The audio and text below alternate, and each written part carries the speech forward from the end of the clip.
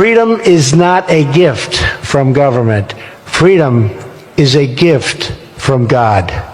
You want freedom with no responsibility. Son, there's only one person on earth who gets that, yeah. The president. A baby. You're fighting for your right to be a baby. He's a man of God. When I say a man of God, not that he's a priest, but he's a man who fears God. He's a man who knows that God is existing. He's a man who knows that God is the giver of all things. Now, he said that freedom is not given by government, which means your fellow man cannot give you freedom. And it's only God the Creator has the absolute power or right to give freedom. Now, let us take a look on what Donald Trump said. Freedom came from God. Let us take a look or example from the Bible. Remember in Exodus chapter 3, when God called Moses through the burning fire, burning bush, he told Moses, I have heard the crying of my people in the land of Egypt and the oppressor because of the reason of their taskmasters. And now I have come down to deliver them, to set them free. In Exodus chapter 3. But one thing, God will not come physically for you to see him with a physical eye. He will come through human being. Use human being as a tool to give you that freedom. As he used Moses as a tool to give that freedom. You can watch what Donald Trump said, that government cannot give you freedom. The freedom of Israel from the land of Egypt, from the house of bondage, to be a nation of their own, is it given by Pharaoh or Egyptians? No. If Pharaoh and his army, Pharaoh and his government resist the freedom of Israel. But through God, outstretched hand of God, by the power he demonstrated in Moses, Israel was set free. That is why whenever anything happened in Israel, that time Moses will go and seek the face of God and say, God, direct me, what will I do? God, direct me, show me what will I do. This is where Donald Trump relied his word. And that is the secret of freedom. He just gave the almighty formula of freedom. Freedom. He just gave you the absolute formula of freedom. Hope in God, depend in God, cry on God, and let God lead you. This is why Biafra is getting success now. Because Biafra is God's plan. And the Nigerian government cannot give Biafra freedom. If Nigerian government will give Biafra freedom, Nnamdi Kanu could not have been where he is now. DOS, Uchemefo, Igbo politicians in Nigerian government, Ohaneze ndị Igbo, even traditional rulers in Igbo land, would not have betrayed Nnamdi Kanu, would not have betrayed Biafrans, would not have been seeking the head of Nnamdi Simon Ekpa to cut it off. Nigerian government could not have been pressurizing Finland to forsake Simon Ekpa. They could not have been written letter now to Donald Trump not to recognize Biafra, because government cannot give freedom. Nigerian government cannot give Biafra freedom. This is why Biafrans always say, Chukwu Okike Abiyama. That's why Biafrans always say, Chinke Jacob, Chinke Abraham, Chinke Isaac, Chinke Jacob, Chinke Gad, Chinke Nri, Chukwu Okike Abiyama binigwe, ya prime ihe niile, aka Chukwu dị na ya.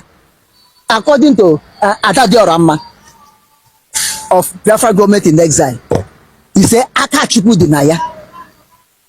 This is what Biafra are able to make achievement. And Donald Trump is telling Biafras indirectly, don't depend that Nigeria will allow you to go free like that. You have to call upon your God, enter fasting and prayer, seek whatever you want to do from God, and God will see you through. Because Donald Trump will not take this current election he won, how they try to assassinate him. How all the powers and the demons in United States was let loose against him. Against him. But see, God will see him through. This is what is God is a giver of every good things. God is a giver of freedom. The man know what he's saying. I think they say that it's uncontrollable.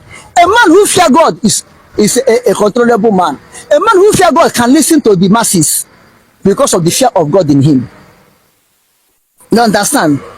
So it's time to tell Biafrans to quicken up in spiritual, moving on physical aspect of it, continue to move in spiritual aspect of it, seeking the face of Biafra, seeking the face of God. And I thank God, we Biafrans, we are God-fearing people. We are people who hope in God. We are Christians. I think 70% or 60% of Biafrans are Christians. Then 25% are Judaism. Then 5% are traditionals. We hope in God. We depend in God. And God is fighting for God for battle for us. If Hadibir is not the hand of God, Nnamdi Kanu could have been died now. The US could have frustrated Simon Ekpa and take victory. And still continue to remain in bondage in Nigeria. So Donald Trump have given very good counsel to anybody who will rise up tomorrow to say, I am struggling for freedom. Let that struggle be approved by God. Let that struggle of independence or freedom be approved by God. Can you confidently say that the Biafran struggle now, led by Mazis Simon Ekpa, is approved by God? It's approved by God. If not so, Simon Ekpa could have been where Nnamdi Kanu is. If not so, Simon Ekpa could have been discouraged. And without the people like Simon Ekpa and the Biafra independent Biafra Republic government in exile, Nnamdi Kanu case could have been ended. They could have killed Nnamdi Kanu because this is the only force physically God used to keep Nnamdi Kanu alive. This is the only force physically God is still using to make Biafra to re-establish. I think the position of the president-elect, Mr. Trump, of course, aligns with the position of the United Nations, that freedom is an inalienable right given by God, a natural entitlement that cannot be denied any people. You see, it's not just about the government, whether they want to let you go, just as you cited the Pharaoh and the Egypt. Yes. They will never let anyone seeking for his independence or that of his people to go. So now what is left for Biafra? What is left for Biafra? Because there are challenges to confront. How prepared is Simon Ekpa? Because he said it's given by God, and men have to march on the wall of Jericho. You see, the last hurdle is what we are about to jump now.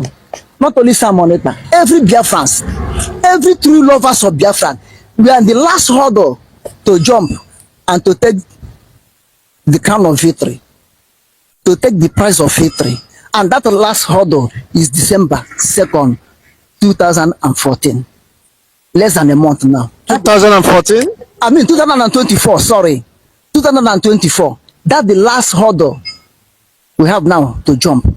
And I'm praying, as Donald Trump have said, and the United Nations have said, that it's illegitimate right that nobody can deny. No power can deny us. We should hope in God and pray unto God Almighty, the creator of heaven and earth. Or could it be the beginning of the troubles? You know, what you say that is the end of the trouble, because Simon Ekpa said that is the beginning, of course, of defending the Biafrans' restored sovereignty. Yes, that's the beginning of defending Biafra. Which is more trouble for Simon Ekpa and Biafrans? I'm coming. That's the beginning of the defense of Biafra. And now is the pen to get Biafra. Now is the last hurdle. The pen. What we are expecting December 2nd now is the last pen and last hurdle to get Biafra. And when you get Biafra, that's the beginning of keeping Biafra. Now, with you what I say so, a pregnant woman that has pregnancy for good 9 months, 2 weeks or 1 week to deliver, you pass through hell, through pains. For that very moment she will deliver, she will be in very agony, almost being in the form of NDE, near death experience. After that is delivered, there will be peace and calm and happiness to that woman that he have delivered successfully. But that time was the beginning. Was the beginning of the gestation period, as people might say. People might say that time you start nursing the baby, keeping the baby, breastfeeding baby. That time baby have nothing to do. They cannot talk than to protest, and that protest is crying. Nga nga nga. What is this baby crying? They start gazing. What makes the baby to cry? You start thinking, because that baby cannot explain until that baby starts sitting down, until that baby start crying, until that baby started standing up and try to make a move of walking. That baby is intensive care in your hand. You be taking day and night. How will you know this baby to survive? So you are saying that Rome is not built in a day. Rome is not built. Why people are expecting that, of course, if Biafra come, it will become an Eldorado just overnight. No. Someone and his government and lazy and have to come back home and work hard. It's the being to defend Biafra. Because when you declare it, Nigerian government will do what? We like to show that we are giant of Africa. You cannot go. There may be rumble. There may be rumbles, and we are always here to discuss the political rumbles and analyzing. And that political rumble, if there's a political rumble between Nigeria and between Biafra and Nigeria, it will not be a royal rumble of WWE. It cannot be that one. But it will be a political rumble of I will rumble you, I will scratch your body, blood will come, you scratch my own, blood will come, I will do Biakanon, you don't make enemy. Please, let us not start this because this is Conwave TV. We are not supporting any Duakanon or rumbles. We don't want to see blood, we want to see dollar and pounds. I'm telling you, this is life, this is human being. You may deny the truth, but the truth will be there. You may deny the truth. So, and if you come to that way, this is the time another test will come to Simon Ekpa and the Biafran government in Israel. Another test will come. And that time, we will know the position of Nnamdi Kanu. Whether government of Nigeria still have power to return Nnamdi Kanu or to play him as they are playing him now. You understand? So as Simon Ekpa said, it will be the beginning of so many things in Biafra, whether good or bad. But all I know, Biafra will succeed. I'm telling you, the dimension that we are entering from now is that every personnel of the Biafra Defense Force must understand that going forward, we must not have mercy on Nigeria terrorist state, nor on the enemies in our land. No mercy.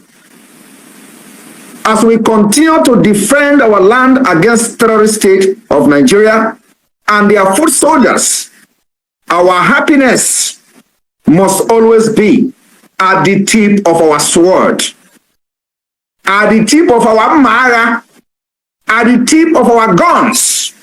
That's where our happiness should lie.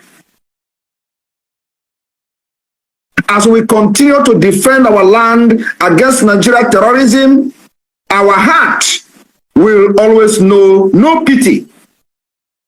This message today is directly to any person that is involved in our security in the homeland.